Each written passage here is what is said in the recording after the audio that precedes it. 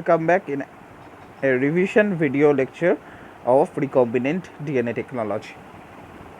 So today we are going to revise our chapter of methods in molecular cloning. We have already discussed about this entire topic in earlier. You can, if you want to learn about method in molecular cloning detailed in a detailed manner, so you can easily go and find detailed video lectures of various topics from method in molecular cloning.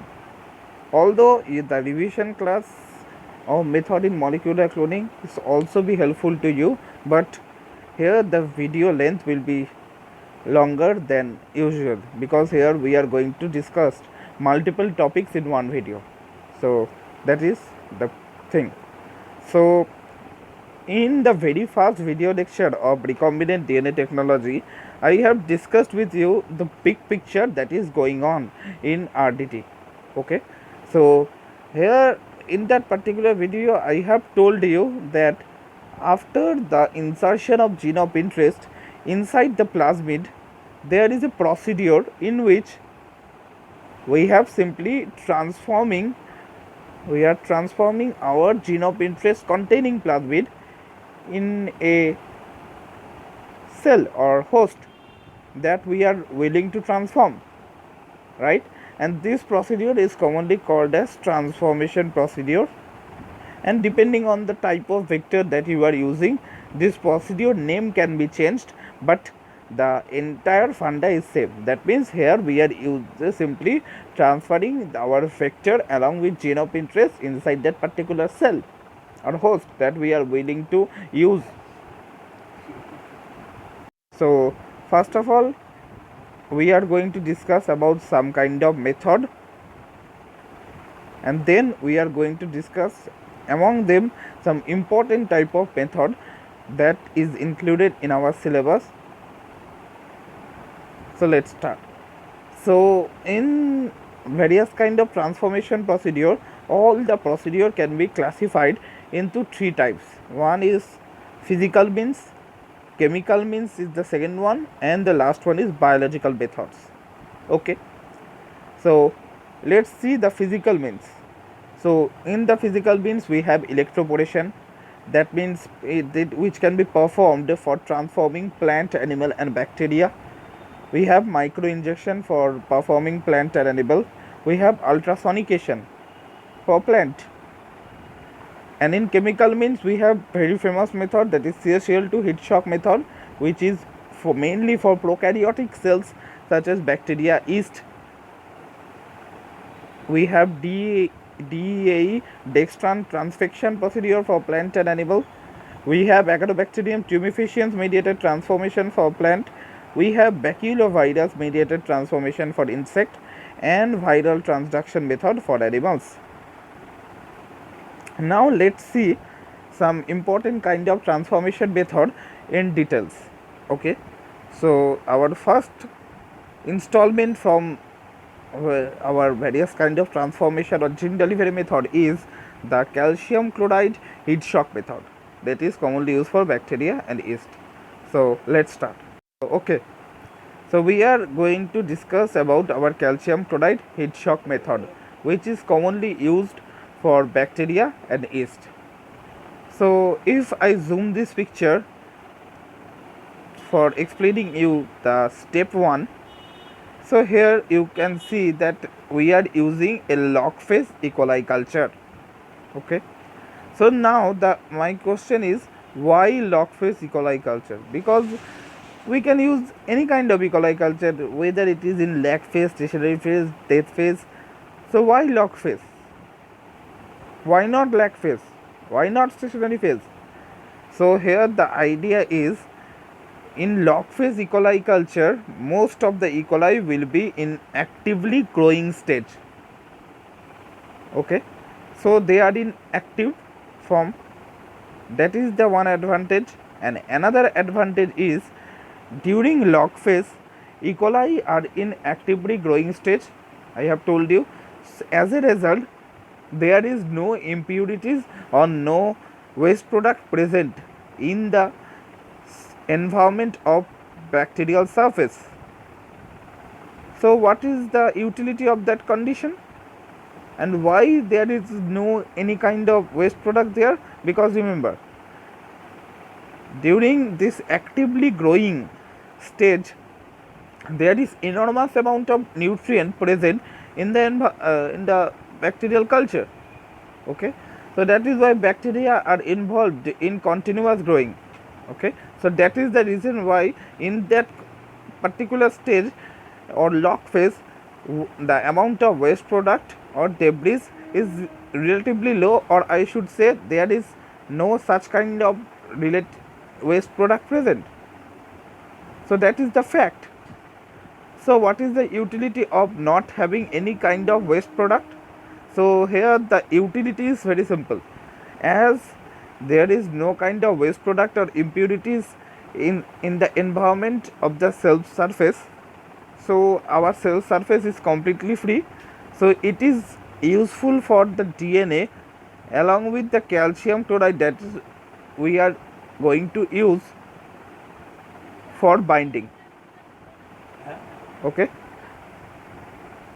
now the idea here is we will simply centrifuge our log phase E. coli culture. Then we will resuspend the bacterial pellet in CaCl2 solution. Now the question is why we are resuspending the bacterial pellet in CaCl2 solution. So remember one thing, suppose it is your host cell E. coli, and let me take another color, it is the DNA. So we all know that due to the negatively charged phosphate backbone, DNA is negatively charged and our cell surface is also negatively charged. So how the DNA will bind to the cell surface and subsequently enter inside the cell? So here we have to use the calcium chloride solution. Why? Because remember, calcium chloride is a divalent cation. So it have the ability to transiently convert the negative charge into positive charge in the bacterial cell surface.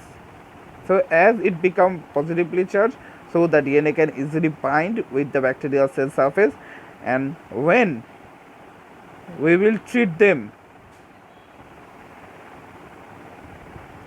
by transforming them in a pen drop tube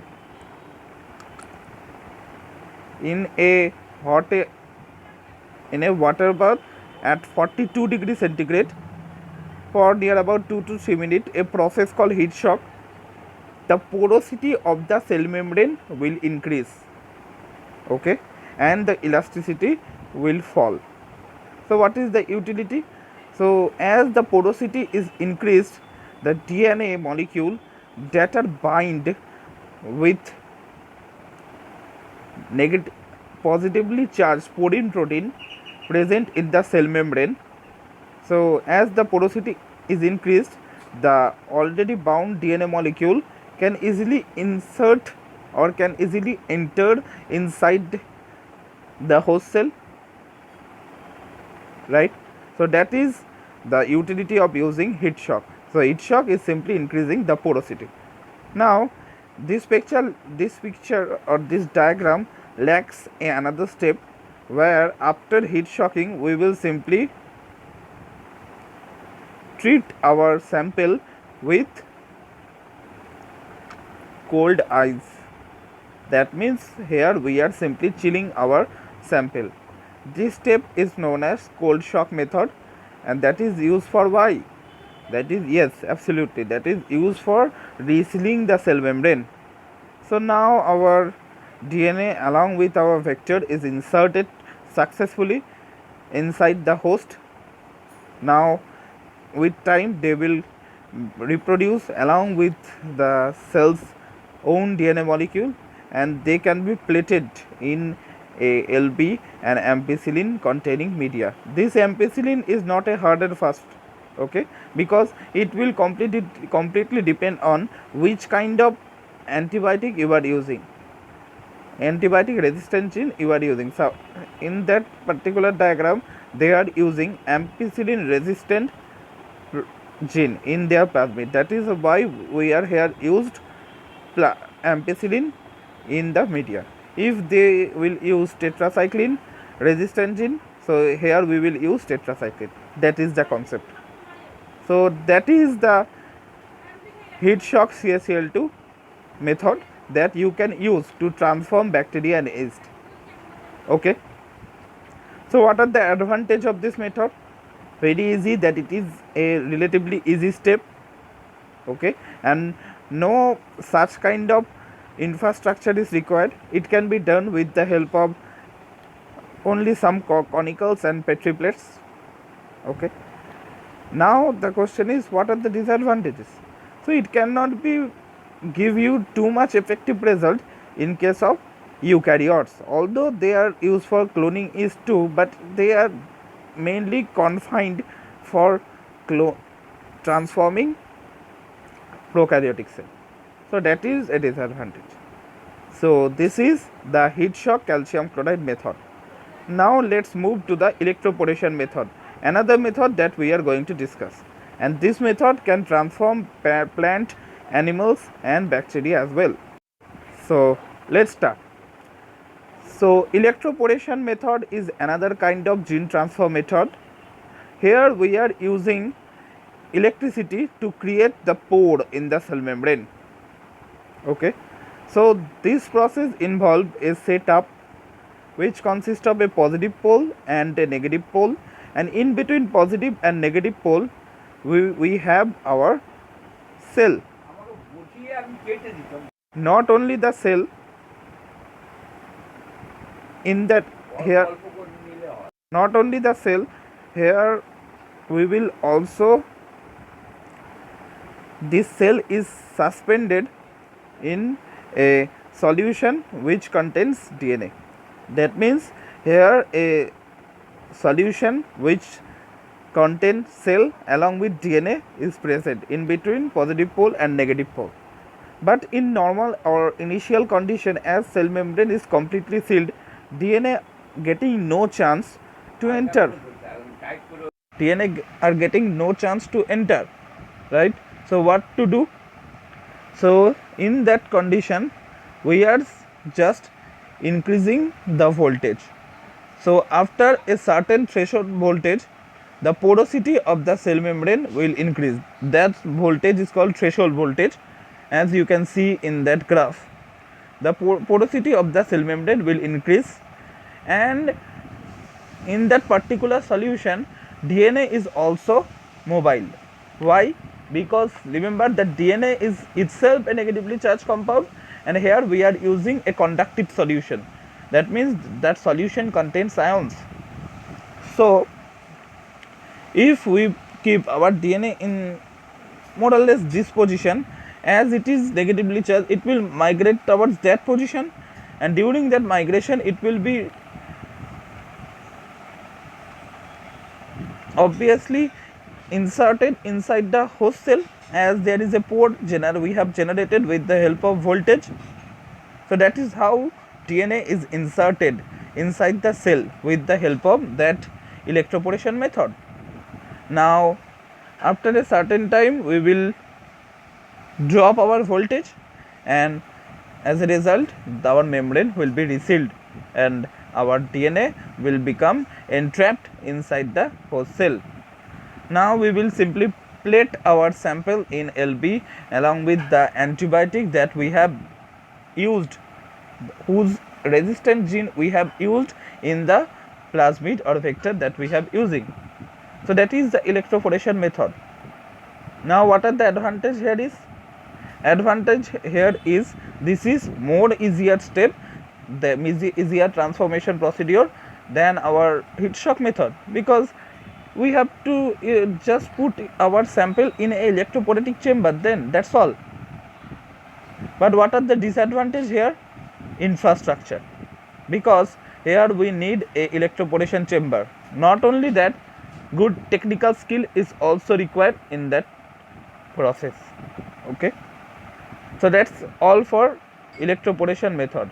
Now today we are going to discuss about our last topic, that is micro injection. So let's start. So micro injection is another kind of gene transferring method that provides us the facility to directly transfer our gene of interest in a single cell under the influence of a microscope. Okay, so this kind of method is generally used for transferring or transforming plant or animals. Okay, so remember one thing, that most of the stem cell manipulation is performed by this method. So what is the process? So here we are using a holding pipette to hold the cell and a micro injection so that we can manipulate our DNA inside the single cell. Okay, so that is the overall process for micro injection. So what are the advantages? As you can see that here we are inserting our gene of interest directly in a single cell. So here the transformation procedure is quite easy and also effective, and here is no marker gene is required. Okay, that we have to use in case of our electroporation along with the heat shock method. So the question is, why no marker gene required? Because along with DNA we can easily inject a dye that will not harm our host cell but simply help us to detect our transform cell. Okay, we will simply inject dye along with the DNA molecule. And the most important and my favorite thing is that this method can be used to create transgenic animals, especially mammals. So that are the advantages of using micro injection as a gene transfer procedure. But there are some disadvantages too. What are the disadvantages? So as you can see, this procedure cannot be performed by any persons, right? So we need a high laboratory technician to perform this method who has expertise in that particular method performance, right?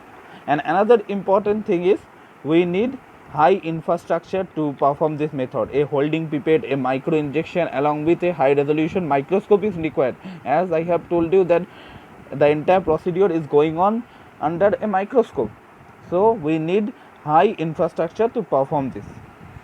So this was the last method for today's discussion. So today we have discussed about CaCl2 calcium chloride heat shock method for bacteria and yeast, electroporation method for plant, animal and bacteria, and the micro injection method for plant and animal. So these three type of transformation method today we have discussed, and we will again come back with another kinds of transformation procedure, and most importantly the Agarobacterium tumefaciens transformation procedure, that is the most important transformation among all. So till then, goodbye.